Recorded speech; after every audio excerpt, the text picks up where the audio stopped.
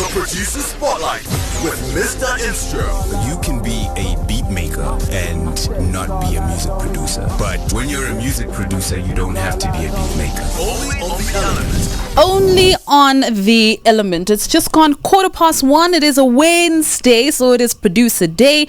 Mr.Instro is definitely here, and I'm super excited. Hello, Mr.Instro. What's up, Aziza? How are you today? I'm chilling. How are you? I'm chilling too, man. It's a beautiful day. I'm happy because the sun's out. The sun's out and now it's been gray for like over a week, so but there is still going to be some rain. No, of course. It's going to be some rain in the evenings. So the only thing that bothers me about that is, when you go quickly from cold weather to hot weather to cold weather to hot weather, and I have those sinus things. Yeah. So let's all just try stay as safe as we possibly can. Absolutely. If you've just plugged in, it is the Producer's Spotlight on the Element with myself and Mr.Instro.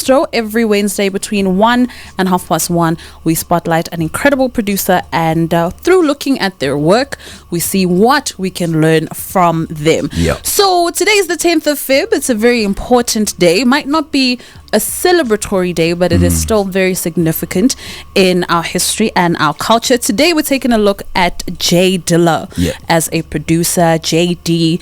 Born James Yancey and really made his name in the 90s. He worked with the likes of De La Soul, The Far Side, Busta Rhymes, as well as a member of a tribe called Quest Production Trio, the UMA. Yes. And there's so much more. Also worked with D'Angelo, Erykah Badu. Soul Quarians. Right. So that is who we are looking at today. And you, Mr.Instro, are going to let me know why. Yeah. Okay. So today is the 15th anniversary of Dilla's passing. Right. And it's crazy because I wasn't aware until Sunday, that, actually, because he's one of the few people that kind of passed on the same month and with his birthday, right? His birthday was on Sunday. It's actually 3 days apart. 3 days apart. So it was like such an amazing thing to me that and the Producer's Spotlight kind of falls on a Wednesday. If I could have done JD like ages ago, last year already, but I just was so nervous about spotlighting such an amazing like a goat, a legend, really. A legend. I got nervous because I'd always think I wouldn't even know where to start about his greatness and how much he's achieved. So first of all, I'd like to just speak about my experience. How I got to be introduced to J.Dilla. So my mentor, Battle Cat, shout out to Battle Cat. Yeah, shout out to BK, man. So we were at Outrageous Records doing our thing, learning, just working things, and he'd like to play this weird, very strange stuff, and I'm like, yo, what is this? What is that? Yeah, and he would say, nah, that's JD. That's like the guy that I also look up to, and when I'm looking for like inspiration, that's the guy I go to, right? Cool. And we did our work, cool. I went home and I looked the guy up. I'm like, yo, I know all these songs. Common, The Light, I'm like, what? That's my joint. That's my thing. I didn't even know that he produced a lot of the songs, and I'd known them already. So it was such a big statement for me, particularly as someone who is very, I wouldn't say withdrawn, but as an introvert. And, yes, you were. And to learn. Yeah, you really were. I'll never hear the end of it. No, you won't.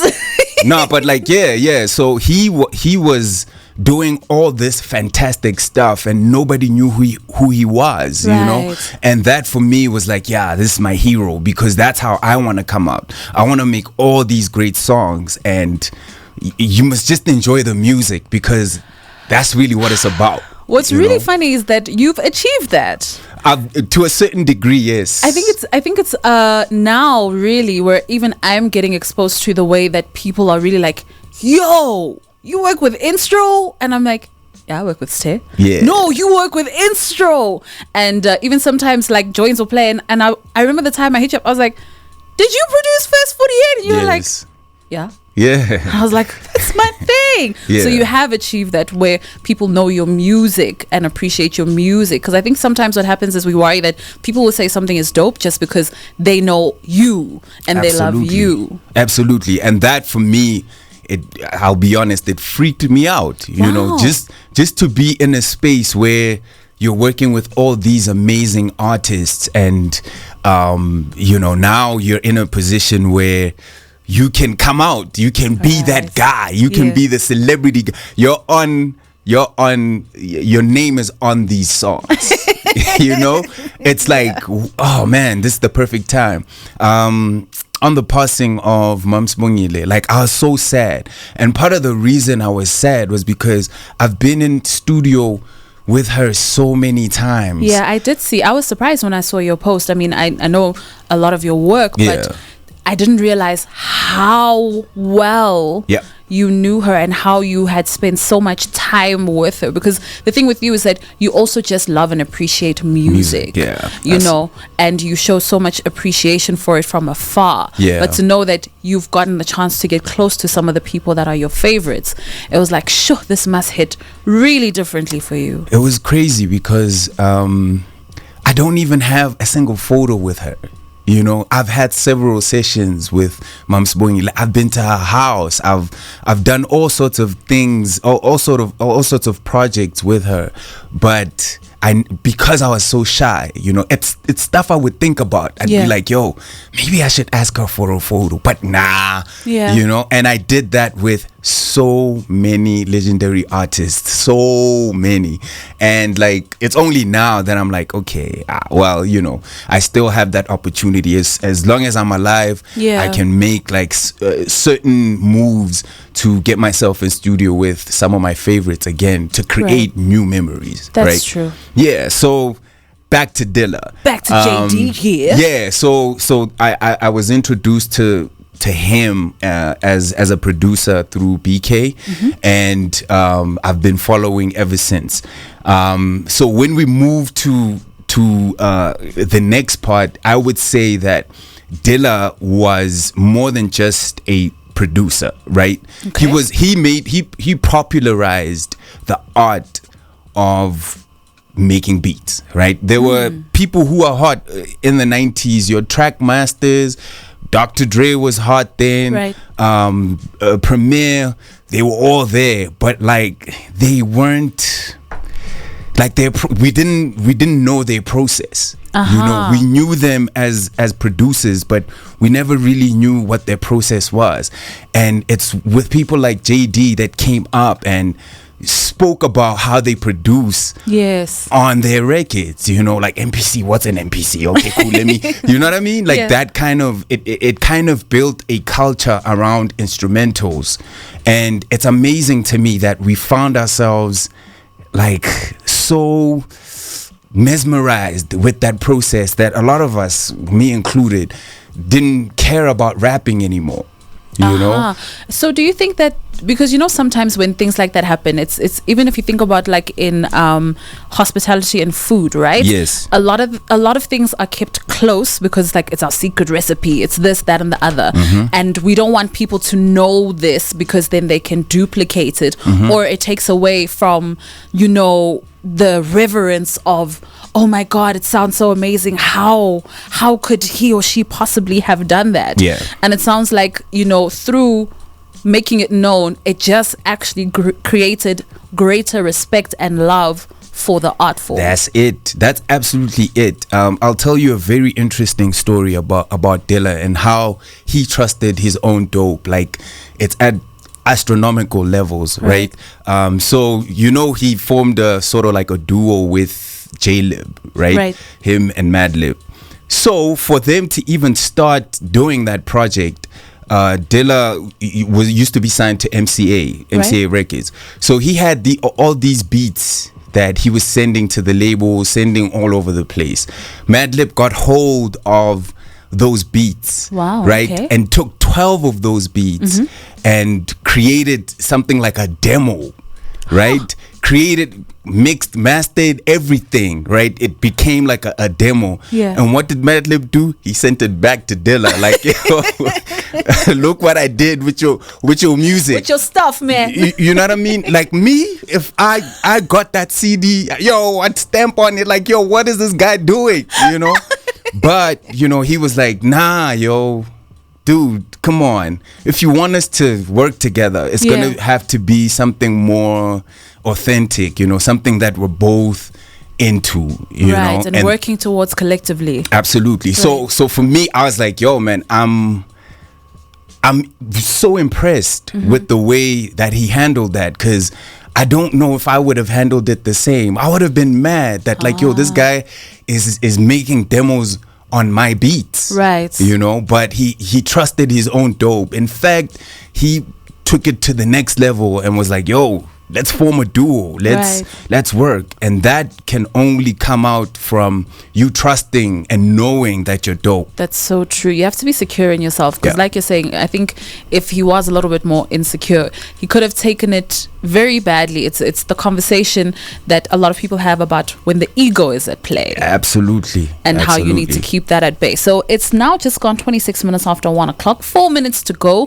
So through the greatness of Dilla, what can we take from that? What can we take and run with that Dilla has left us with? Okay, passion. I think that's the first thing. Everybody knows that Dilla stays in the stoop. You know, he was always working. He was always in his basement doing work. He was part of Slum Village. That's a very important thing to mention.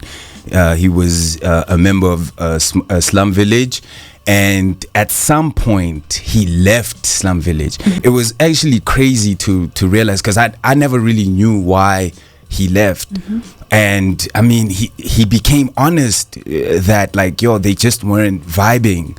You know, the atmosphere wasn't great. He would want to speak about girls and light stuff, and Batin, another member, would want to be all conscious and you know, and talk about backpacking and all of that. So I appreciated the fact that he was honest that like we just weren't getting along, right? And we decided to split, and that was all like, man, divine, because it gave him an opportunity to really branch out and for us to learn his MC side, right? You know, and a lot of people used to think that you can't be both, right? And he kind of took that thing, and like he would regularly kill everybody on Slum Village regularly. Yep. You know, so that's another thing that I learned from him, that like, yo, don't limit yourself. Be brave. If you're passionate about rap, if you're passionate about other things outside of what you're known for, go ahead, do that, you know. And like his solo career picked up, and like it became very unfortunate that like he got slowed down by his illness. True, yes. He had a very rare blood disease, and also he had lupus, so that kind of slowed him down. But the great thing, another thing is resilience, right? True. He was resilient. He traveled on tour to Europe, and he performed throughout that tour in a wheelchair. Hectic. And that's like, that for me shows that like he really was about it. True. You know? It reminds me of Chad Boswick, I think it is, Black Panther. Yes. Who, you know, had cancer for so long and people went away. And he still continued to work. And I always find those kinds of stories so absolutely incredible, because I think as people, when negative things happen to us, it's very easy to use that as a crutch to not keep going and to focus on that than to focus on what you can actually control. So it's gone 29 minutes after 1 o'clock. That has been our producer's spotlight for today. Must I say it again? Yeah. No, you don't have to. I feel you. Because honestly, Honestly, Mr. Instro is actually getting quite childish. I know. We need to do this for an hour. It's actually getting quite childish because bruh. we literally have just scratched the surface. 10th of February today, recognizing the day that J.Dilla passed away. May his soul rest in peace. Still crazy to me that it happened just 3 days after his birthday, which was the 7th of February. And make sure that you do continue to show us love on the Producer Spotlight. What I like about the Producer Spotlight as well is that you can see that you know what you're talking about, because I always hear when you say something, I'm like, oh, you mentioned that last week. So you're really about it, and it links really, really well. Please do check out the DJ Dahi Producer Spotlight. It is out on YouTube, and we will be putting this one out in a couple of days as well. Mr. Instro, thank you so much as always. You're welcome. Very knowledgeable, very informative. I've got the solution to this 1 hour issue. Actually, What is it? Just hit me. So I'm going to enlist Chules and Tebo to help me to wrangle you. Ooh. Because that's what you actually require. I go to the gym, remember? So do I. Yeah. I'd like to see you guys try. Dude, all I'm saying is I squat carrying assets that you ain't got that are heavier. So I got this. But what I was going to say is that because you're so determined to have the Producer Spotlight be 30 minutes, what we're going to do is we're going to take the other 30 minutes off air. Sure. But we're going to get this hour one way or another. Let's talk about it. That is my... No, it wasn't a negotiation. I was telling you that this is what we are going to do. All right, boss. Right. 29 minutes to go before we hit to 2 o'clock. Polly is here. Come through, Polly. Kick this man out of your chair, especially because he does not want to listen to my 1 hour chat. Polly Ndovela is going to give us a quick news update, and then we're going to get into our machola things, because it is Love Month. It is Valentine's Week, and let's see which of the team members are going to say something tricky about it today, so we can put them on blast.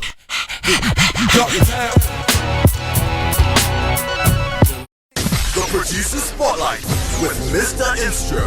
You can be a beat maker and not be a music producer. But when you're a music producer, you don't have to be a beat maker. Only on the Elements